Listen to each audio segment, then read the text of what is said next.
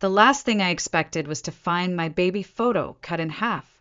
I was visiting home for Thanksgiving, the first time in over a year, and while my parents were out buying last-minute groceries, I wandered into the attic looking for an old sketchbook I'd left behind. That's when I found the box. It was labeled Vanessa, Childhood Keepsakes. Curious, I opened it, and there it was. A picture from our second birthday. Vanessa and me, wearing matching pink dresses, frosting smeared across our cheeks. But only one face remained. Mine had been ripped away, and taped on the back was a sticky note in my mother's handwriting. Too bad Hannah always refused to smile. I should have been surprised, but I wasn't. I had known it since I was 7. That in this house love had conditions, and I never met them. I'm Hannah Blake, born just 5 minutes before my twin sister Vanessa. But if you had ever visited our childhood home in Franklin, Tennessee, you would have thought we were born 5 years apart. Vanessa was the golden girl, perfect curls, perfect dimples, perfect everything. She was soft-spoken, girly, always in pink. I liked jeans, silence, and scribbling stories in the corners of notebooks. Too moody, my mom used to whisper.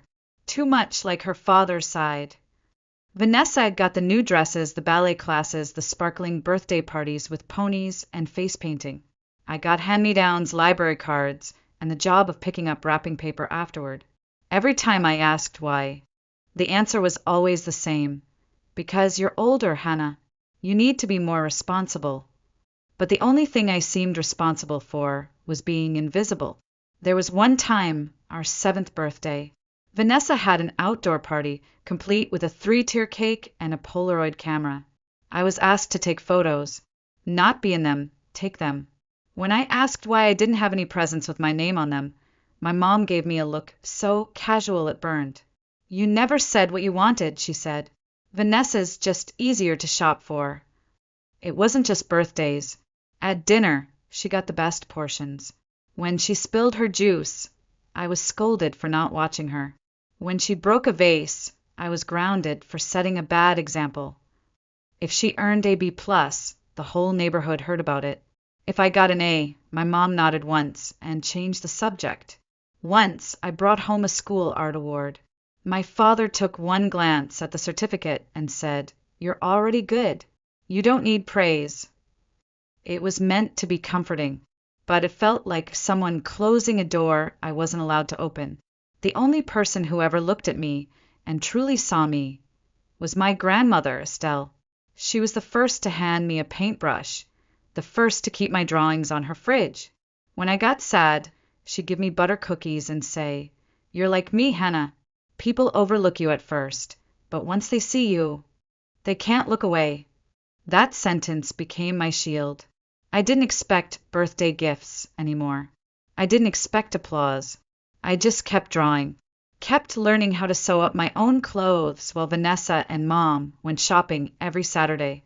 I taught myself how to do my own homework when my mom was too busy curling Vanessa's hair for a school play.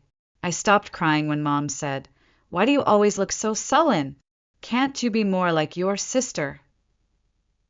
I was 13 when I first realized that some children grow up learning how to be loved, and others grow up learning how to survive without it. But I thought, foolishly, that maybe once we grew up, once we were older and wiser, things would even out. That maybe love would finally be fair. I was wrong. Let me tell you exactly how wrong I was. I was 18 when my parents finally said it out loud. No more pretending. No more soft-spoken favoritism disguised as practicality. No, this time it was clear, raw, and impossible to forget. We were sitting in the living room on a hot June afternoon, the ceiling fan spinning lazily overhead. I'd just graduated high school, valedictorian, scholarship finalist, 2 state art awards under my belt. Vanessa? She was graduating too. Lower GPA, no scholarships. But she looked radiant in her white dress and pearl earrings. Mom bought her those pearls for graduation. I got a slice of cake with a candle that wouldn't light. Dad cleared his throat and said, "We've reviewed the finances. The college fund can only support one of you." He didn't even look at me when he said it. His eyes were on Vanessa, like he wanted her to feel safe before the words landed. Mom chimed in, voice light, like she was explaining the weather. Vanessa got into Belmont University. She'll need the full amount. You're strong, Hannah. You'll figure something out. That was it. No apology. No regret. No room for negotiation. Just one sentence that echoed through every inch of my chest like a sentence being passed by a judge. You're strong, Hannah. You'll figure something out. It wasn't just the money. It was the final, unspoken confirmation that in their eyes, Vanessa was always the one worth investing in. And I was the one who'd be fine without. So I packed my bags and left 2 weeks later with exactly $217 in my checking account, a suitcase of worn jeans, and the old Dell laptop my grandmother left me before she died. That laptop was the only thing of value I owned, and the only inheritance I'd ever get. I moved into a basement apartment near Middle Tennessee State University. The walls were yellowed and cracked. The floor groaned under every step. The air smelled faintly of mildew and burnt coffee. But it was mine. No one told me to smile. No one told me to act more like Vanessa. It was freedom, even if it tasted like instant noodles and sounded like buses screeching past my window at 2 a.m. During the day, I took full-time classes in graphic design. At night, I worked the register at a 24-hour convenience store. I kept a sketch pad in my bag, scribbling design concepts between customers, trying to stay awake. Some nights, I stood there so long my legs would tremble. But I didn't complain. Complaining was a luxury for people who had safety nets. I didn't have one. I had deadlines, bills, and 1,000 moments of silence from a family who never once asked how I was doing. When I got an A on my design portfolio presentation, I texted my mom. No reply. 2 days later, she messaged, Vanessa just got certified for an advanced yoga course. She'll be teaching soon. Isn't that exciting? I stared at that message for a long time, and then put my phone down without replying. I stopped expecting anything after that. No congratulations. No visits. Not even a happy birthday. I worked, studied, paid rent, and patched up the bottom hem of my only winter coat with dental floss. I submitted every assignment like it was life or death, because to me it was. Then one day, something shifted. During my second year, I received an email. I had won a full-ride scholarship to a partner program in New York. Tuition, housing stipend, everything covered. I sat in the campus library holding my phone, staring at the screen while my hands trembled. I'd read the email 3 times before it sank in. It wasn't just a scholarship. It was an escape. That night, I walked home in the rain, soaked and shivering, but smiling so hard my cheeks ached. I had done it. Without help. Without family. Without anyone cheering me on. Just me. And for the first time in years, I felt like maybe, just maybe, I was going to be okay. I should have known better. New York was louder than I imagined. Taller, faster, and colder. But when I stepped off the Greyhound bus with a duffel bag on one shoulder and my laptop wrapped in a blanket, I felt something shift inside me. Not hope, exactly, more like permission. Permission to stop surviving and start becoming. The scholarship covered a room in student housing, but not in Manhattan. I ended up in a shared unit in Queens, 1 hour by subway from the campus of the New York School of Visual Arts. The room smelled like someone else's history. The mattress dipped in the middle, and the only window faced a brick wall. But it was mine. And for the first time I had more than one towel. That felt like a luxury. Orientation day was a blur of new faces and names I couldn't remember. I was sitting alone in the cafeteria when I saw her. Vanessa. She walked in like she was floating, new haircut, designer sneakers, a pristine leather backpack, probably picked by Mom. And behind her, Dad. He was carrying boxes. She laughed at something he said and touched his arm lightly. I froze mid-bite. I hadn't seen my father in over a year. No one told me she was coming here too.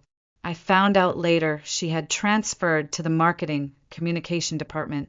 Same campus, different world. While I took the subway each day from my worn-out apartment in Queens, she wrote in from a rented apartment in Soho, paid for by our parents. Her schedule was light. Mine was packed with lectures, shifts at a pizza place, early mornings cleaning the lobby of the campus library, and weekend freelance gigs I picked up from Craigslist just to cover groceries. Sometimes I stayed up so late designing logos for strangers that I'd fall asleep with my face on the keyboard. We weren't in the same classes often, but that changed one semester when a core visual media course lumped us together in a group presentation. I tried to stay quiet during the first group meeting, but when the professor asked for campaign ideas, I suggested creating an interactive visual experience, animated graphics, layered storytelling, immersive design. Vanessa tilted her head and smiled. That's creative, but kind of complicated, right? Maybe something simpler, more fun, like spring fashion, bright colors, catchy slogans, something people will actually want to watch. The rest of the group nodded, and just like that, my idea disappeared. I still did the work. I created the graphics, edited the video, added transitions, synced music. Vanessa made the slideshow and presented it with perfect smiles and a playful tone. We got an A. After class, I received a private email from the professor. Hannah, I know who carried the creative vision for this project. You have leadership potential, but you need to stand by your ideas. Don't fade into the background. I reread that message all night, lying on my lumpy mattress, staring at the cracks on the ceiling. It wasn't a compliment, it was a mirror, and what I saw was someone too tired to fight for credit, because even when I succeeded, I still came second. Vanessa, meanwhile, was thriving. She had a blog about confidence and balance, ran the fashion club, and hosted Instagram lives with her followers. She was good at being seen. I wasn't jealous. I was exhausted from always being the foundation others stood on while I disappeared beneath. And it wasn't just her. My mother once called me, not to ask how I was, but to ask if I could send groceries to Vanessa.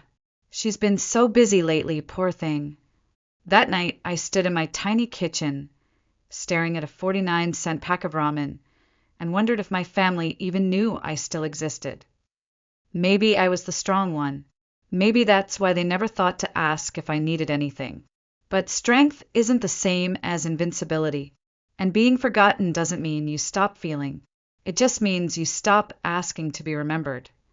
It was a Tuesday afternoon when the email arrived.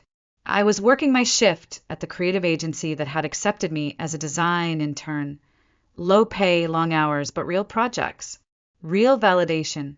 My phone buzzed, and I glanced down.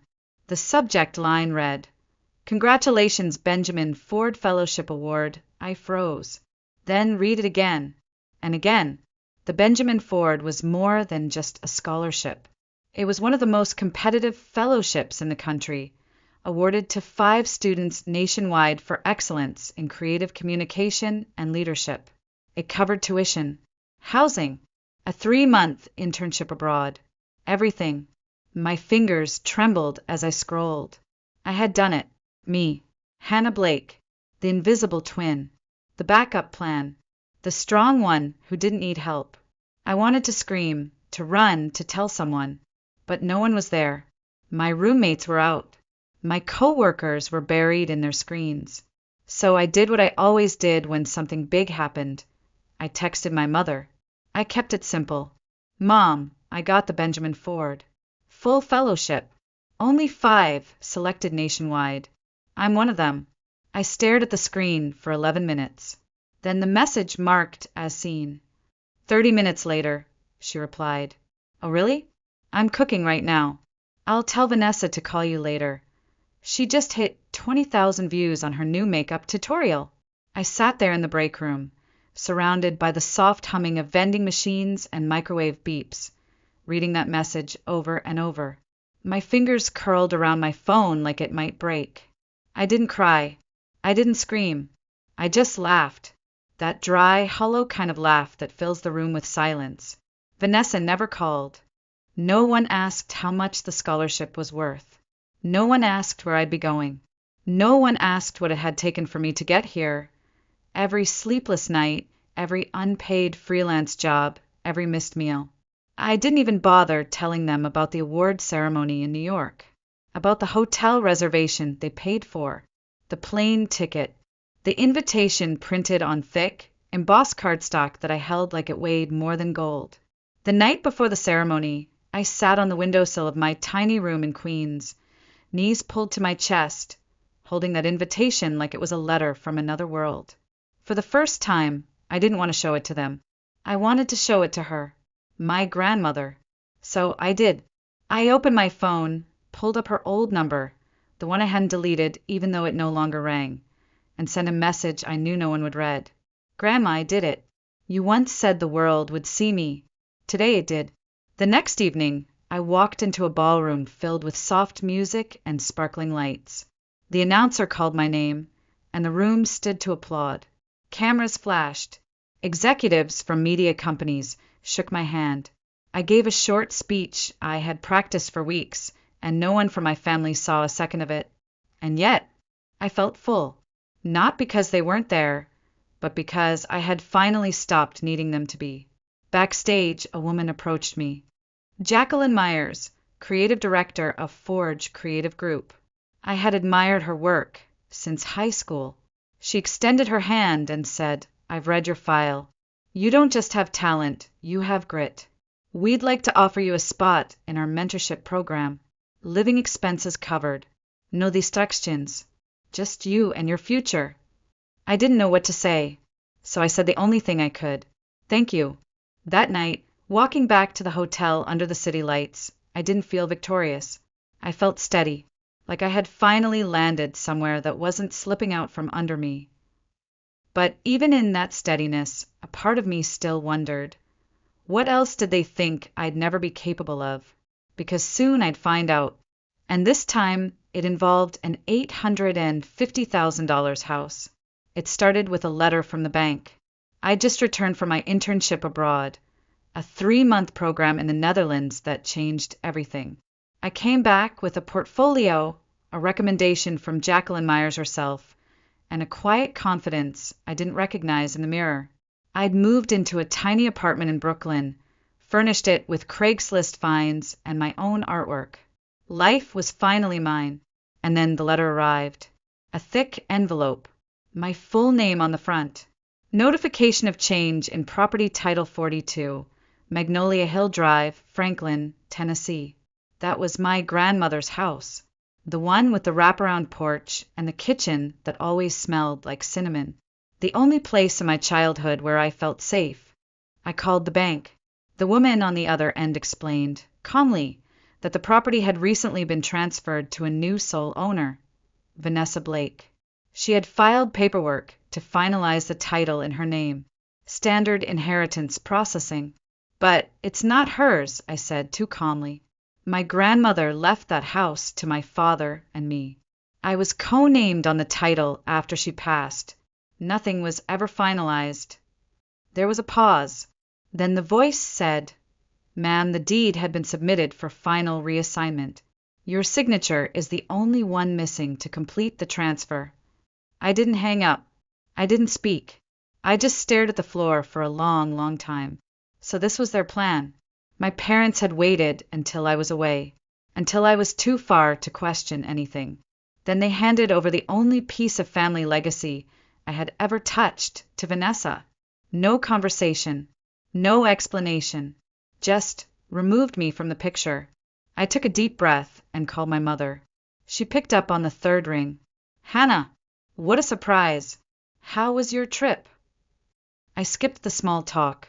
Why is Vanessa listed as sole owner of Grandma Estelle's house? There was a beat of silence. Then, we figured it made the most sense. She's getting married soon, and they need a stable place. You're always traveling. You've made a life in New York. You didn't think I deserved a conversation? Mom sighed. The same exasperated sound she used when I asked too many questions as a child. Hannah, you're independent. You've always been strong. You don't need a house to define you. That's when something in me clicked. She was right. I didn't need the house, but they did. And more importantly, Vanessa did, because what none of them knew was that the house still had a mortgage, a small one, tied to my grandmother's late life renovation loan. And because I was still legally attached to the deed until I signed off, any attempt to finalize the transfer would flag with the bank. So I did what any overlooked daughter would do. I said nothing. I didn't sign. I didn't call. I simply waited. 2 weeks later, my phone rang. Vanessa. Hannah, she said, her voice tight, rehearsed. Hey. So, I think there's been a mix-up with the house paperwork. The bank says there's an issue, something about a missing cosign. I kept my voice neutral. That's interesting. No one mentioned I was still on the deed. Well, yeah, but we assumed you wouldn't mind. I mean, you're in New York now. You have your own life. I almost smiled. Exactly. I do. And I like my life just the way it is.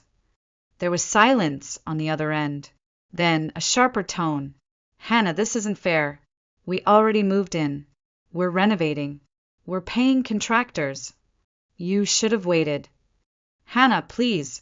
If you don't sign off, the bank's threatening foreclosure. It'll destroy our credit. We could lose everything. My heart didn't even flutter. Then maybe next time, you'll ask before taking what's not yours. I hung up. I didn't answer their texts. I didn't reply to the email from Dad that said, "Let's be reasonable here." I let the clock run out. 30 days later, the bank moved forward with foreclosure proceedings. The house, the $850,000 gift that wasn't theirs to give, was reclaimed by the same institution that had once mailed me a second-hand loan statement in my grandmother's name. My mother called one last time. Hannah, what you're doing is cruel. I breathed in slowly and said, No, Mom. What you did was cruel. I'm just refusing to play along.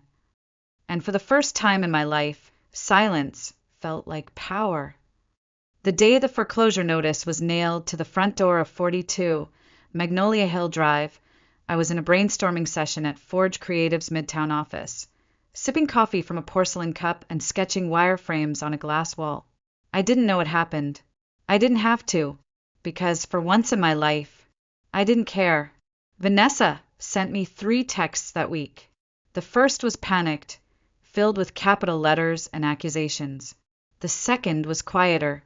The third was just one sentence, "You win." I never replied. Instead, I focused on what I had built, what no one gave me, what no one could take away. My mornings started with a 10-minute walk through Brooklyn's brownstone-lined streets.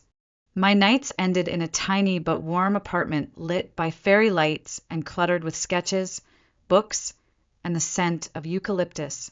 I was 25, fully employed, creatively fulfilled, and more alone than I'd ever been. But this time it wasn't loneliness. It was peace, the kind that comes from no longer waiting for someone else's approval. Sometimes, when I scrolled through social media, I'd see Vanessa's new account, rebranded from fashion to mindful living.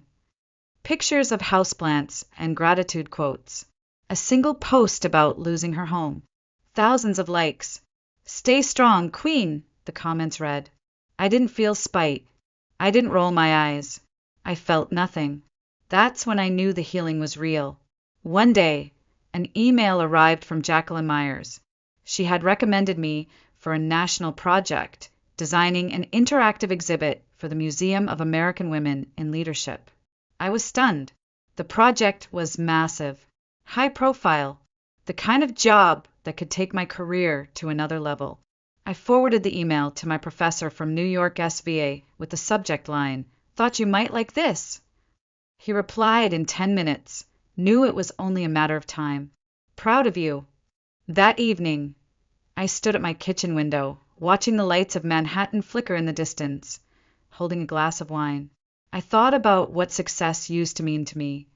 Acceptance, finally being seen, finally being enough. But now, it just meant breathing easy, creating what I loved, paying rent on time, hanging my own art on the wall. No need for applause, just space. Then came the call I didn't expect. It was late fall, a Saturday afternoon. The leaves in Prospect Park were turning amber and gold. I was on the couch, wrapped in a blanket, sketching ideas for the museum installation. My phone rang. Dad. I stared at the screen for a while before answering. Hey, I said flatly. He cleared his throat. Your mom, she saw your name in an article. About that museum thing. She said, maybe we didn't really understand you. A long silence. Then, softly, congratulations, Hannah. I didn't reply right away. Because how do you respond to a lifetime of being ignored? With one sentence.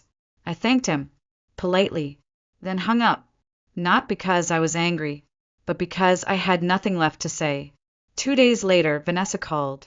Her voice was smaller than I remembered. I saw your exhibit video, she said. Didn't know you were that good. I let the silence stretch.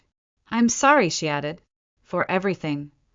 I didn't feel satisfaction, or revenge, or warmth. I just said thank you, and meant it, because for the first time, she wasn't talking from a pedestal. She was human, flawed, tired, and maybe, finally, learning what it meant to grow without someone paving the road for her. That night, I wrote in my journal. Sometimes justice doesn't come with sirens or headlines. Sometimes it arrives in the quiet moments, in the absence of bitterness, in the peace of knowing you walked away and never looked back. And that peace, that was worth far more than $850,000. I turned 26 on a clear October morning in Brooklyn. There was no party, no candles, just a cup of dark roast coffee, a flaky croissant from the bakery downstairs, and sunlight pouring across the hardwood floor of my apartment. I sat cross-legged by the window, sketchbook open, and realized I wasn't waiting for anyone to call.